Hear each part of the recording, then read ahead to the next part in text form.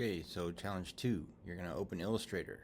We're going to actually create Norman's axe today. So I click New File, and then I'm going to probably see Web Large right here. I can go ahead and click that and click Create, because it left it at 150 pixels per inch, which is great.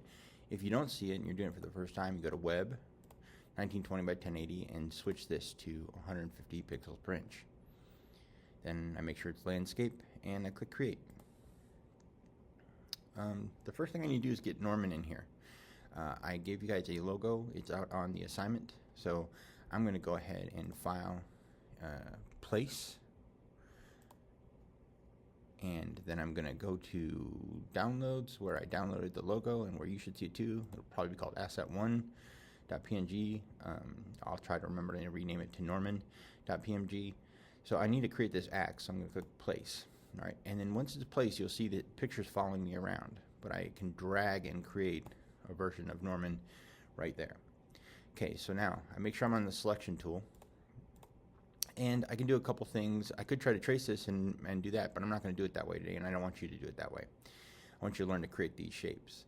The first thing I'm going to do is start out with the handle, and with the handle, I'm going to just draw a long rectangle like this. And I'm not looking for complete accuracy here. I just want to see that you can kind of get how to do this.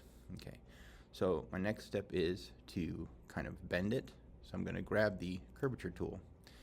This curvature tool will allow me to grab one side of it, and so I have this little bend in the axe right here. So I'm just going to kind of bend it out a little bit there, like that, and I'm going to bend the other side so that it's also doing that. So that's sort of the first bend, and then I want to have it bend back this way down here.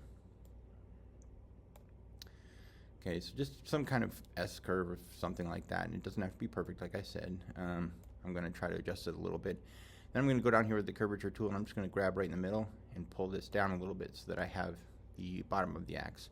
And I can see the bottom of the axe has a little bit of a bigger head, so I'm going to kind of bring it out just a little bit like this, trying to keep it look all right. Now I want to fill it in with that color blue.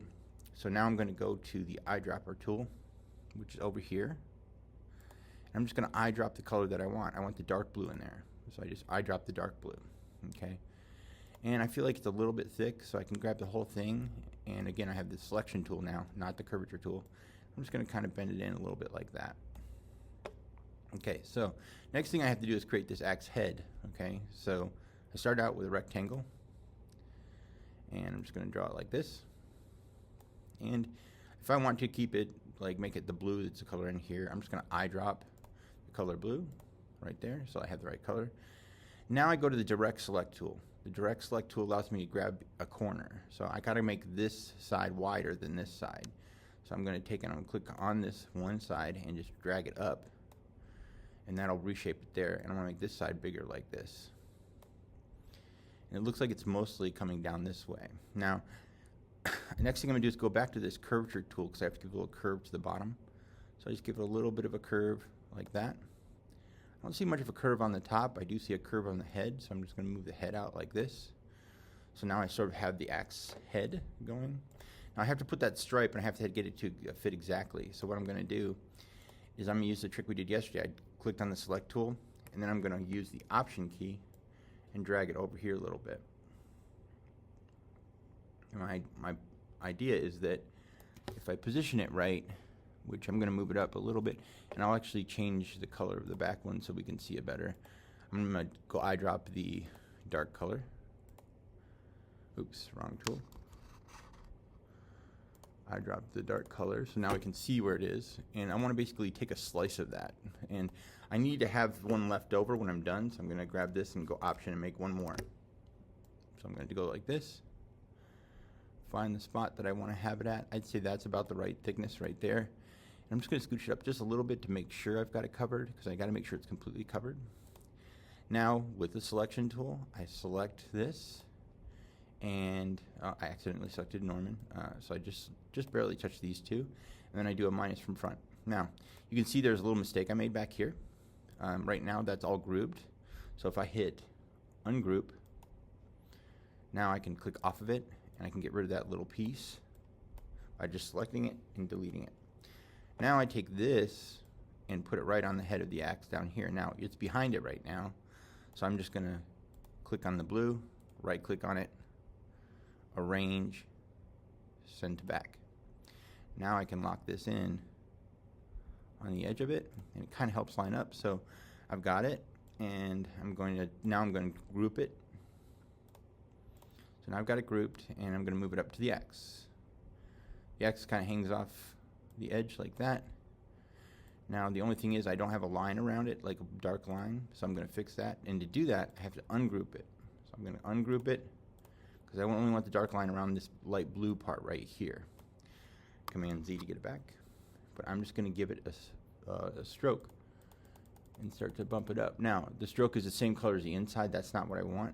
So I have to figure out what color this blue is. So I'm going to click on the axe, and then I'm going to click on fill, and I'm going to go to this little palette right here. And there's this number, 14224D. I copy it, and then I'm going to go down back to the axe head, and I'm going to click on the stroke, go to the palette, and I'm just going to paste that number right into here, like this. And when I go back, I have a dark line. So head looks a little big on it. So I'm going to take it, and another thing is I got to make sure I regroup it. So I'm just going to highlight it and group it again.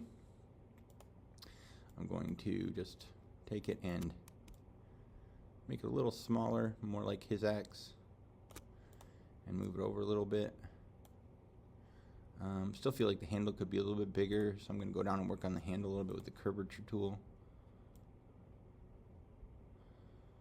Like this, and if I need more of a rounded edge, I can make another area like that. That'll give me a better edge to it. So essentially, this is now, I can group it, and I've got Norman's axe. Pretty easy. Now, if I want to, like, I could play around with this, and I could go option, and if I want to flip it over and make it like two axes crossing each other, I just go over here. There's this little flip option. So I flip it, and now I put it in here. And to get it lined up perfect, I would highlight it. Highlight just the axis, sorry, and then I would say align bottom. So I'm going to go here to align bottom, and it didn't move, so I actually got it right. And then if I want to, I could group those. Oh, actually, are they already grouped? Nope, they're not. Let me try again. Select it, and it doesn't give me an option for group, so I can do Command G, and then it will group. So now it's grouped, and I can move it around however I want. And then I want you to do one more thing. You're going to put your name on this, but you're going to do it a different way than normal. You're going to take the text tool, click once, type in your name, Kyle Smith. And like we learned yesterday, you can go in and change the font over here by just upping it like that. Pick a font that you like. I don't really care. I'd like it to be bolder, so I'm going to pick something like, I'm going to use this one. This one's weird. But I'm going to use it. I'm going to make it a little bit bigger, so I hold down the shift key, drag it. And I want it to be the same color as Norman so it matches, so I'm going to just click real quick and make sure it's the blue. I think I got it. Yep. Okay, now with the text selected, so if I'm in here in the text, let me make this bigger.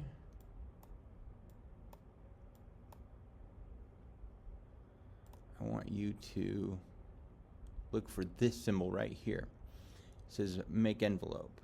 Okay, I click on that, and it gives me some options. I can create an arc like that, and that's what I want you to do. Is I want you to select arc. If you want to, you can select one of these other ones. I guess you could make it like a flag or something like that. But I like kind of fitting over the top of this, like this, and then we're just going to drag it down. So I click OK, and just drag it down and kind of put it over there. And now I can get rid of Norman because I don't need him anymore. And I've got my finished product with my name and the two axes kind of flipped back and forth. So now I'm going to export it. So I have to go File. And another thing that I saw a couple people do this by accident, they would create like a little line over here like this. If you export it now, it'll have this line in the graphic way over here. It'll be a really big graphic. So you have to make sure you clean up anything that you accidentally create. And I'm going to go ahead and group these just to make sure. Command G. Can't group the objects because they're already grouped, I guess. Or let me click group over here. Okay, won't let me group. That's fine. All right, so I'm going to go to File, Export, Export As. once I do that, I'm going to type in normansax.png, and I'm going to put this in Documents, in Challenges, in Illustrator, and export as a PNG. It'll ask me if I want transparent, and I do. And now the file's ready to be turned in that folder. So that is how you do today's challenge.